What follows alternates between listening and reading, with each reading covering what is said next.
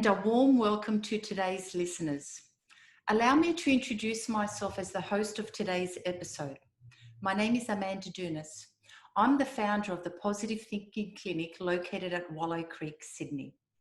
Here at the Positive Thinking Clinic, I see clients of all ages. I see individuals, couples, families, and small groups. I conduct psychotherapy and use a variety of modalities delivered through counselling techniques and hypnotherapy. I am a professional counsellor, clinical hypnotherapist, and strategic psychotherapist. I'm an early childhood teacher and an NLP master practitioner. To learn more about what I do and what I offer, visit my website www.positivethinkingclinic.com.au. The easiest way to connect with me on social media is to search my name, Amanda Dounis, or my clinic, Positive Thinking Clinic. You may also access my social media at the bottom of my website. I am the author of My Coping Skills Handbook, aimed at kids 8 to 12 years of age. I have also turned this into an online course. I have a range of podcasts that can be found on amandadounis.podbean.com. In addition to the Positive Thinking Clinic, I am the owner of 4 early learning centres. I am passionate about quality care and emotional wellness of all ages. I believe we set the foundation for emotional wellness from a very young age. My early learning centres are licensed as Positive Living Skills Services. I also have an emotional wellness and kids Facebook group. One of my greatest hobbies is learning. I think I am always enrolled in a variety of courses, no matter how small. I enjoy adding to my skill set. As an integrative therapist, I learn diverse skills and select the best fit for any situation. If you wonder if I have any other hobbies, I am also into fitness. I have run a number of marathons, including 2 ultra marathons. So that's me in a nutshell. If you want to get in touch, you can use the contact form on my website, positivethinkingclinic.com.au. I would love to hear from you. Signing out and moving forward. You're listening to Amanda Dounis.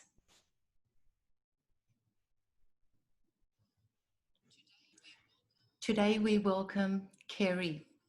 Kerry is from sydneyhypno.com.au. Welcome, Kerry. Kerry's clinic is located in the inner west of Sydney in Marrickville. She conducts face-to-face and video-based therapy sessions and coaching. She's a senior therapist, coach, and trainer. She's a clinical hypnotherapist, strategic psychotherapist, NLP coach, and trainer. Very skilled. You can engage with Kerry on her social media, Facebook and LinkedIn. She's very responsive. Kerry has conducted compassionate fatigue workshops, family dynamics, workplace and team dynamics, and other various workshops. She's very passionate. Kerry's passionate for the care of animals and people, and has been from an early age. She says, I have had parents who modelled care and compassion for all, so I will always focus on what is the best outcome for all, just like my parents. She says this, she'll do this as she goes through life. Her motto is to live a life of integrity. Kerry has a background in NLP going back over 30 years, and she has worked in small business and in corporate for over 20 years. She has been involved in a variety of different activities, sporting events over the years. She's got quite a resume. She's passionate for animal welfare. She has volunteered for over 35 years. Amazing. Kerry says, I love my family and my friends, and I feel blessed to be a part of such wonderful people and working in the field that I love. Kerry studied at IAP, the Institute of Applied Psychology. From there, she entered into the arena of human welfare after having for so many years worked in animal welfare, and she wanted to help her colleagues cope with pressures and frustrations that they face. Kerry says, I have found so much more now, being able to help so many people in so many other walks of life. Amazing. Kerry has recently joined the faculty of her college IAP so that she can help others to follow the paths of care that she loves so much. She sees her future as a continuance of the work that she does right now. And that future is open to so many possibilities. Kerry absolutely loves what she does. If you want to get in contact with her, visit her website. There are so many ways to connect with Kerry. www.sydneyhypno.com.au. So now we're going to welcome Kerry Bailey.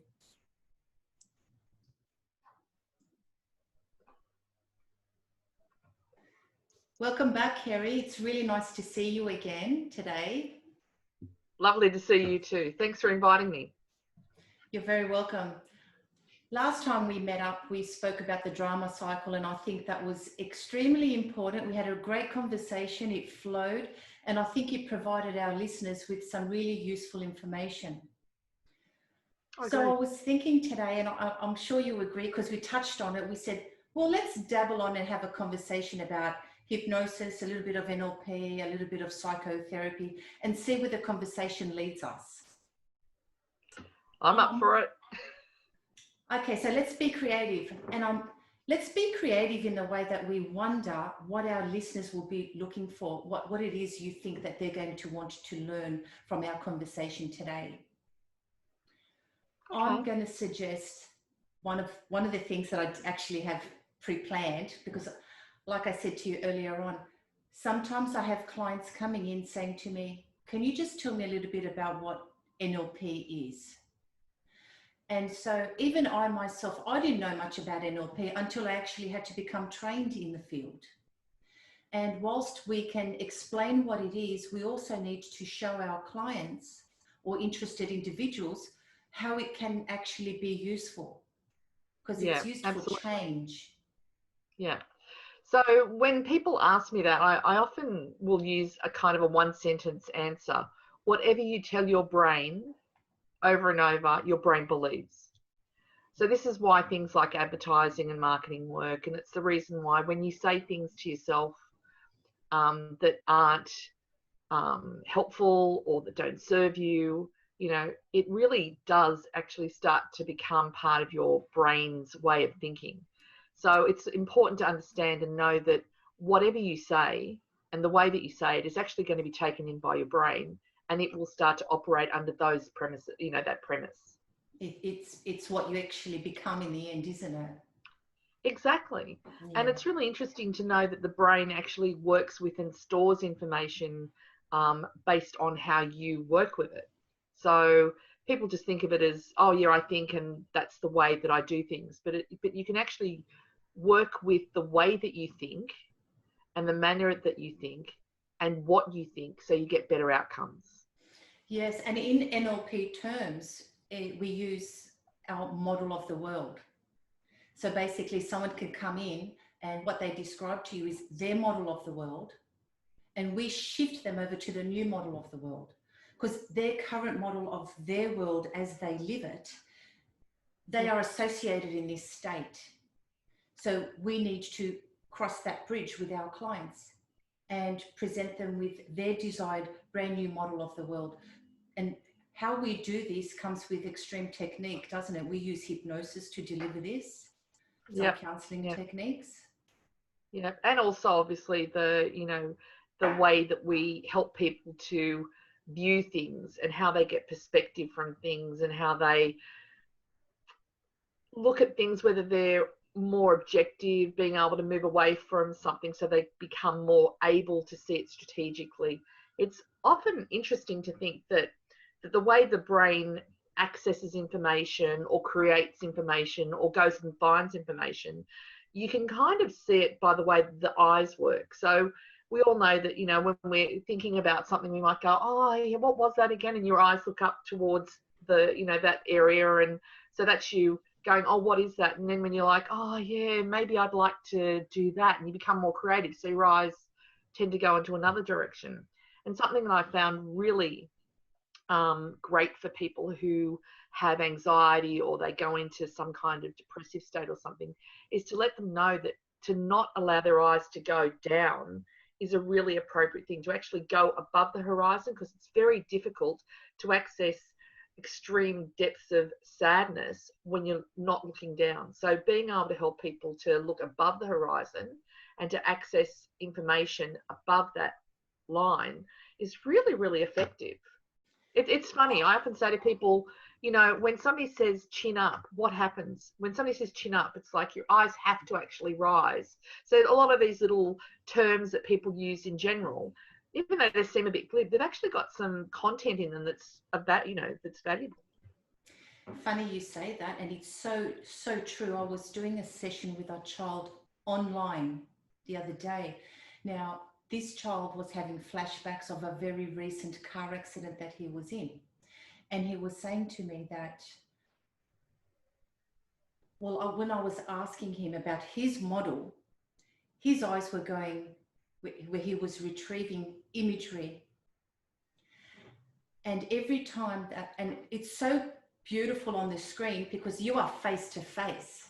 So you get to see exactly where his eyes are going. And each time he was thinking about or retrieving the language that he was using to describe the shock and the horror of the accident, I thought, I'll bring it to his attention. And I said to him, do you notice where your eyes are going when I ask you these questions?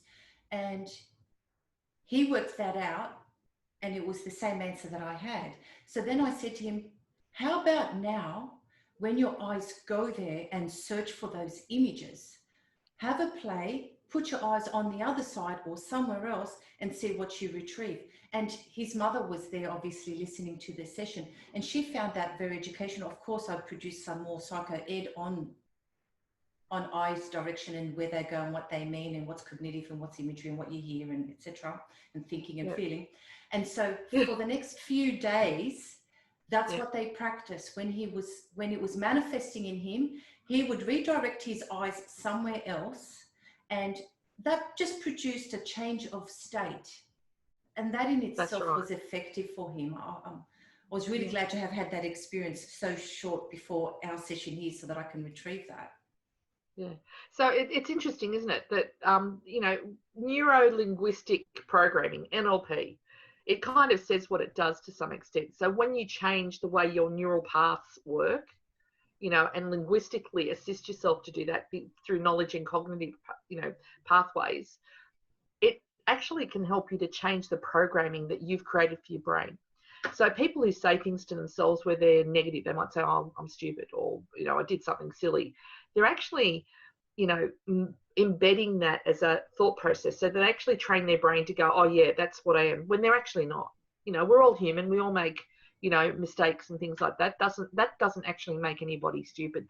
That just means, hey, I won't do that again. So the process of making mistakes is how we move forward so that we get better processes, and not dwelling on the past and not giving ourselves those thoughts and accessing them all the time, finding new ways and actually celebrating those, and allowing yourself to go, yeah, I did that well, and to move forward with that new process.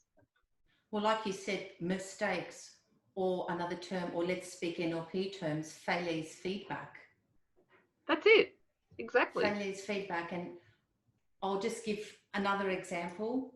I myself have kids of my own, and when I see them make their errors, I really enjoy watching them make them, learn from them, and come out of them by themselves. I think one of the mistakes we do as adults or parents or carers is we see an error occurring and we're quick to save it.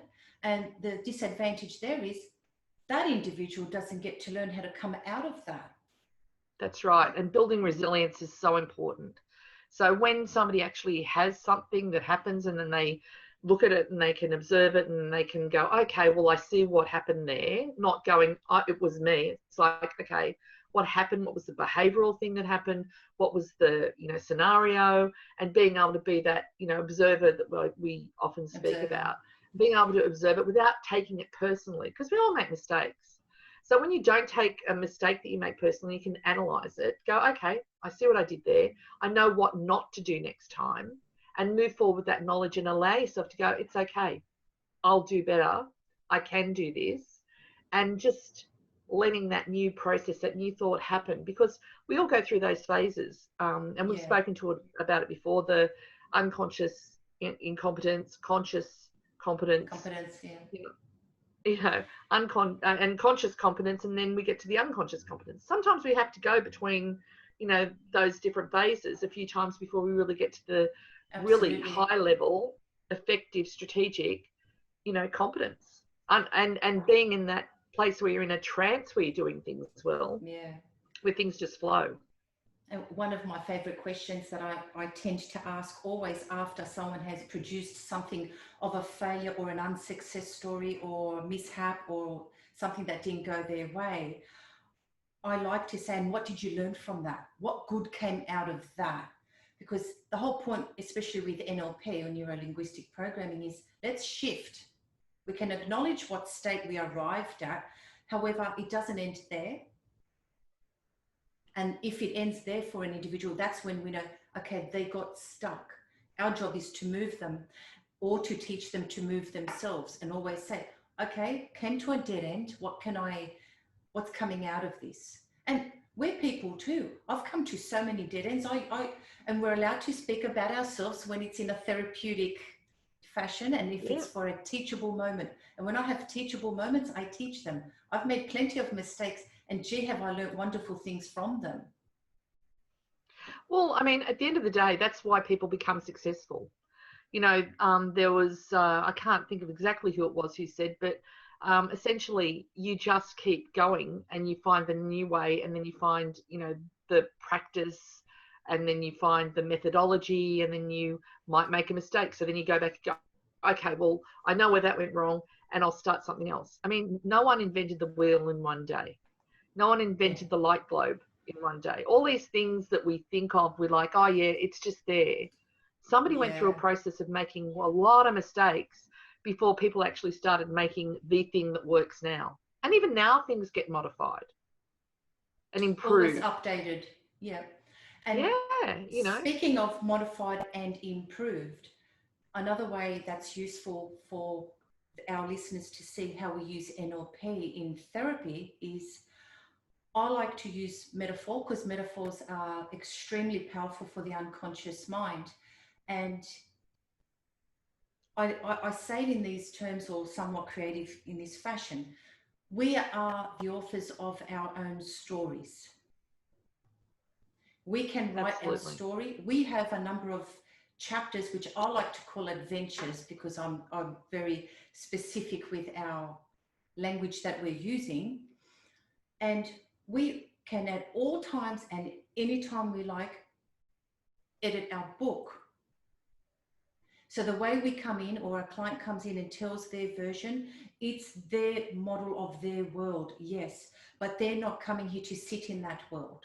They're coming here to make that shift, a new model of their world. So there's the NLP model of therapy. They come in with their present state or their present behavior that they're associated in, and that's why they're in the problem state.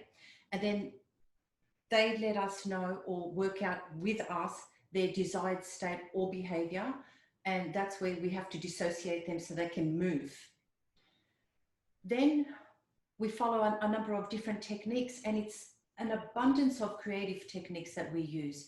We use reframing, we use anchoring, we use language patterns, we use, what else can you think of? Oh, so many different ways. The swish patterns. Yep.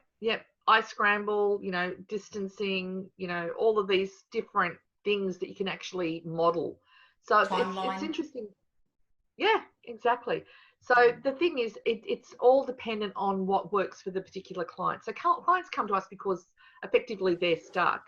But the way that we work with them, it's all unique. So people come in here and we discover through, you know, a collaborative process of, you know, what's going on, what you need to change, what is it that, you know, you're wanting to do, and what are your goals, and just discovering the best methodologies for each individual person. So for one person, you know, being able to see things in a different way, reframing is very important, but their process might be via going into a hypnosis state, or it might be potentially psychoeducation, where they start to make the connections. And some people, it might be, okay, well, these are your eye movements and anchoring. Okay, so when you want to have this sensation of strength and being able to move forward, we'll anchor that. There are all different modes, but what's really interesting is, for my perspective, or from my perspective, is that with neurolinguistic programming, it's quite rapid. People can move forward, and when you know, and couple it with the psychoeducation, you know, and also the hypnosis and things like that, it actually allows people to quickly go into and start to experiment with their processes in a really safe environment. Of course, when they leave, we give them homework, and that's their environment, and they can do that practice in that way. But essentially, it's a way of giving what we call brief therapy. So it's not like something where it goes on and on and on. It's something where you start to see results in a very rapid period of time. And in addition to that, as rapid as it is, I think it takes some time to get that rapport with the client as well, where we have to spend time looking at their beliefs of the world, looking at their values, what their formed conditions already are, what their outcomes are. So there's a lot of groundwork to cover beforehand, so that we've got that rapport. I think once the rapport is there, it becomes extremely fast and effective. And then there's the presuppositions of NLP as well, that let me see if I can find some. I've brought some up. Okay, so I'll just call out some of the presuppositions so that I don't have to rely on my memory. And some of them are respect for their model of the world. I think that's part of building rapport extremely. Knowing that people are not their behaviors, accepting the person but changing the behavior. Yes, that's really important, because people, you know, often people have sort of given up thinking that things happen to them externally, or that that's just how the world is, or that's just how they are. And it's actually quite a relief to have people understand and learn this is just a pattern of behavior that you're repeating. And the thing is that, you know, they used to say, oh, you know, it takes 28 days to change a habit, but it doesn't always take that long. Sometimes, you know, with the processes that we use, people go, oh, I see exactly where that's happening. I can start addressing that immediately, and they'll start to find changes.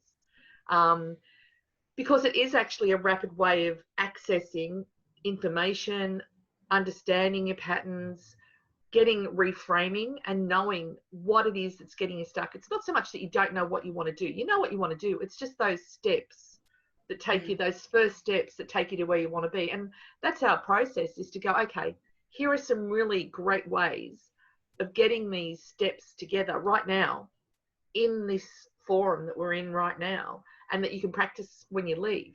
And it doesn't really matter that you've done this before or that you've done it for years. The fact is, now there's this process where you don't do it anymore, where you don't feel compelled to do it anymore. You actually have this freedom to make a choice, to frame it correctly. That's choice is one of the presuppositions as well. And just, absolutely, I know you're on a roll, but just going back, because it went into my mind that labeling behavior and not the person, that begins from the very early years, because I'm in childcare as well, and children do all amazing things, and we are not to label the child. We can label behavior. For example, if any unfairness is happening, the child has a model of the world too. So it's really important we label behaviors and not individuals, and that helps with their emotional wellness. We don't want to Absolutely. tamper with somebody's confidence, and we want our children to grow up with courage, which then leads to resilience. And we seek the same thing as adults too. Basically, it's the same model, whether, it doesn't matter what age you are. It's the language that we use that differs for different individuals. That's all. We speak differently to kids, to teens, to adults. And it's interesting, you know, when we look at language can be incredibly, in fact, it's incredibly powerful, because that's the way that humans communicate to a large extent. It's not all that we do, and we have body language and we have all sorts of other things, but language itself and the ability to actually get to somebody in a really, really positive way is something we can choose to do as individuals. But the thing is, sometimes, you know, what people will say to their friends, they won't say to themselves. They'll be encouraging and supportive of their friends, and yet they're not doing that for themselves. And so we give people facility to go, hold on, I can be that to myself as well, and giving them those skill sets. And, you know, it's really about loading up, you know, their tool chest, all of these things that they can bring to give themselves the best possible outcome. So yes, absolutely, the NLP, the psychoeducation, the ability to reframe what's going on, and to know you're not your patterns, you're not your behaviors. Your behaviors are an indication of things, but you are not your patterns, because you can change your patterns. Yeah, that leads to empowerment.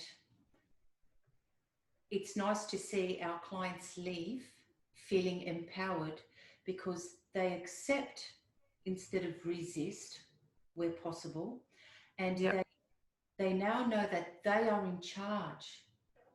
They are in charge. Usually clients that are stuck feel that they're not in control. They're not in charge. Everything else is controlling their happiness. Another person is controlling their happiness. A drug is controlling their behavior. Empowerment gives them choice, and they are in charge of what they wish to be. And so hence the new model of the world. And so NLP is really fast and effective, accompanied with whatever modalities that you choose to use. One thing that I wanted to bring up is that I really enjoy to do with clients is spend a lot more time than usual on self-talk. Yes. Because when we do ask them, is what you tell your brain.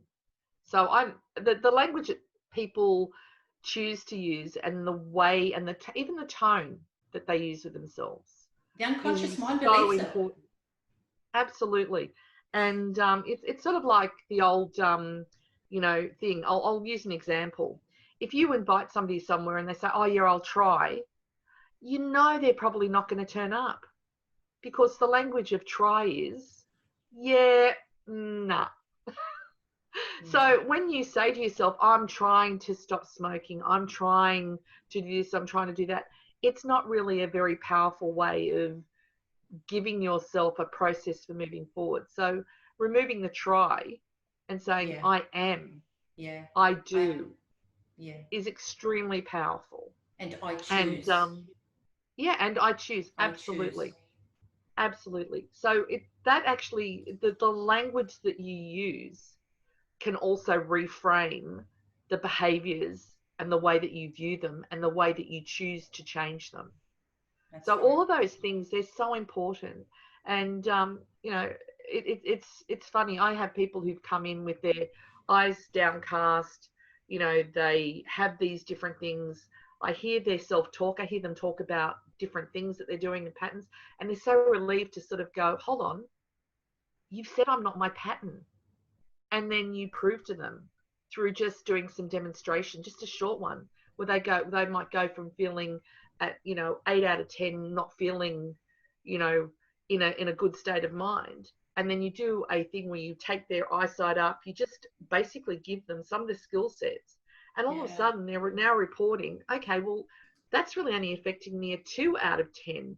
And it's only been 20 seconds. How can I go from being really, you know, anxious or whatever at a 9 or a 10, and in, you know, 20 to 30 seconds after I start changing the way that I view things and my language, I start to get a 3 out of 10. And I'm they're a bit confused. And it's like, well, actually, you did that because you've changed the way you're doing things. You've changed the way you're thinking. So your pattern is changing and you're getting a result that quickly. Absolutely. And another way of putting it is like things are reversible. If you were able to go from a calm state to a frantic state in 5 seconds, what makes you think that you can't do that when it was your thoughts that got you there that fast? Absolutely. I love that analogy. I think that's fantastic. I love it. You So, can use it. and I will. Because the thing is, it really is, a case of people saying, oh, I can't do this. And it's like, but you did this, so you can actually do that. And in time frames, as you put out, it can be rapid. It can be positive. It's a case of, what are you going to do right now? Let's work on this together. And that facilitator role that we have is, it's a collaborative therapeutic process. But really what we're doing is we're skilling people up so that even post the session, they're continuing to skill themselves up because they're starting to get some real clarity about, yeah, I have got choice. Oh, yeah, I can change my frame.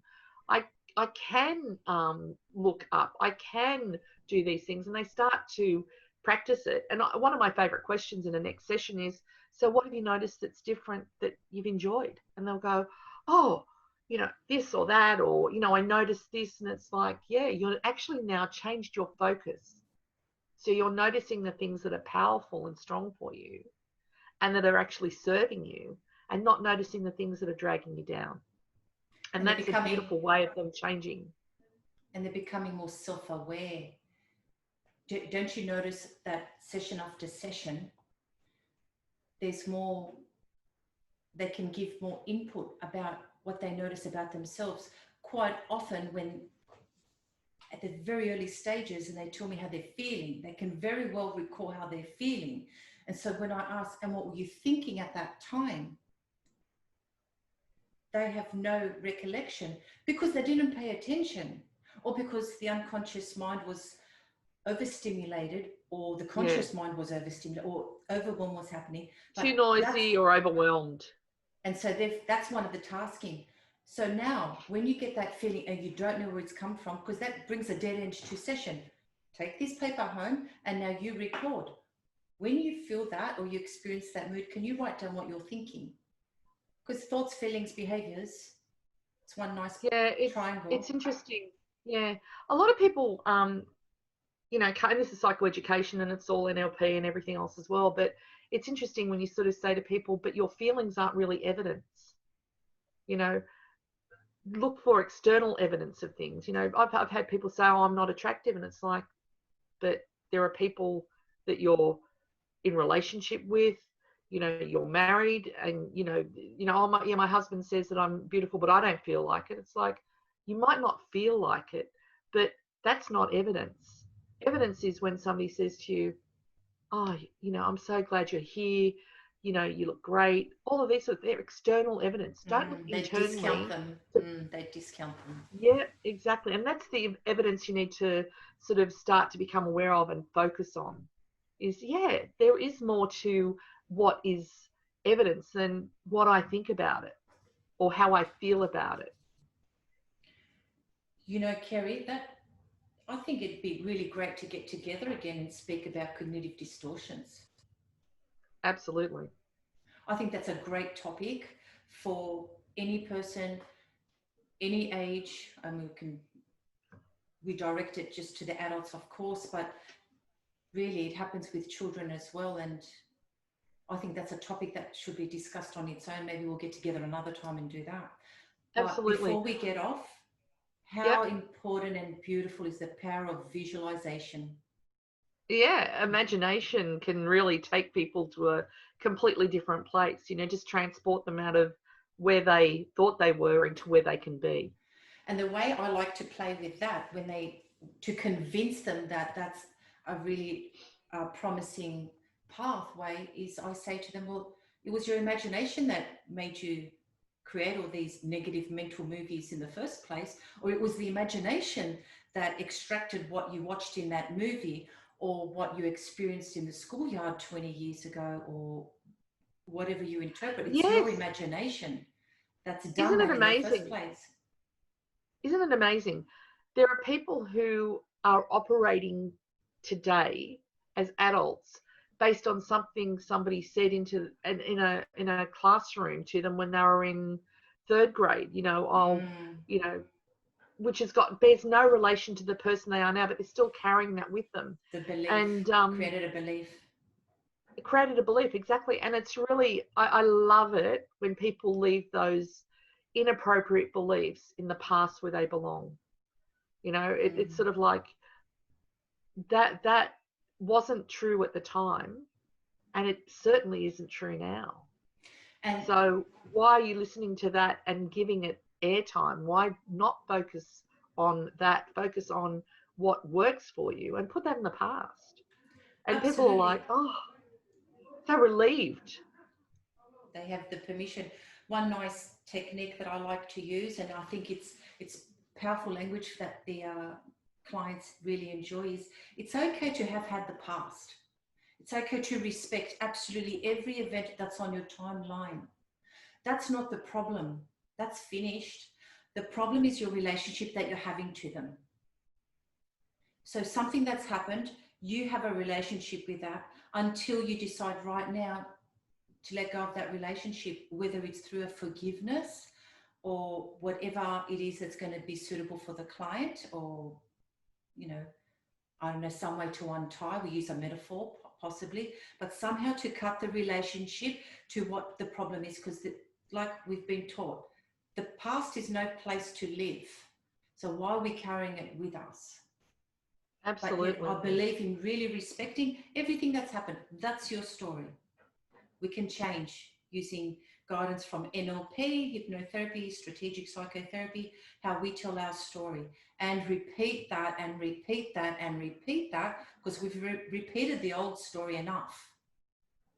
Well, in fact, when people come in and see me, I often say to them, well, tell me what the problem space is. We don't need to know the story, because you've told your story so many times, you know it upside down, backwards and forwards. And the thing is that story is often you trying to find out why you think you're like this. And no amount of working out why really helps you to change the behavior. It's how you're doing something. It's what is that behavior? How are you replicating that behavior over and over again? And how do we change it? So the why, it really doesn't serve you to find out the why. There's a lot of people going, why? Or, you know, if I had, what if I had?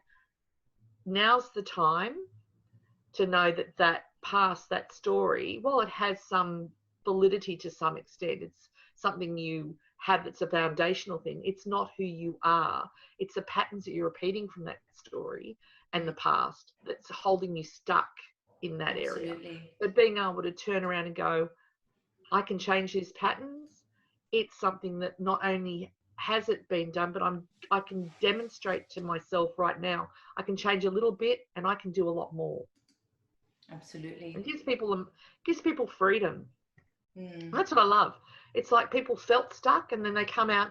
Like I'm doing all of my, during COVID, I'm doing all of my stuff via, you know, this video way, and I think it's fabulous because we're really in front of people. We get to see how they are. We get to see their eyes. We get to really get that focused attention on them and their process, and really help them to find new ways of doing things. And all of a sudden they're like, oh, I am feeling a bit better. I mean, if somebody's hunching down and not really sort of breathing properly, we can help them to change those small physical patterns that can help them to go, oh, okay, well, when I do sit differently, I actually do have a bit more ability to breathe and get more oxygen in my brain. And when I do this, it just gives all these great new adjustments. It's kind of like getting a car tuned up by someone who's going, yeah, I can hear where the timing's out, you know, I can hear, okay, well, you know, you need some air in those tires, you know, it's all these little things that go, well, we can optimize how this is all going, you know.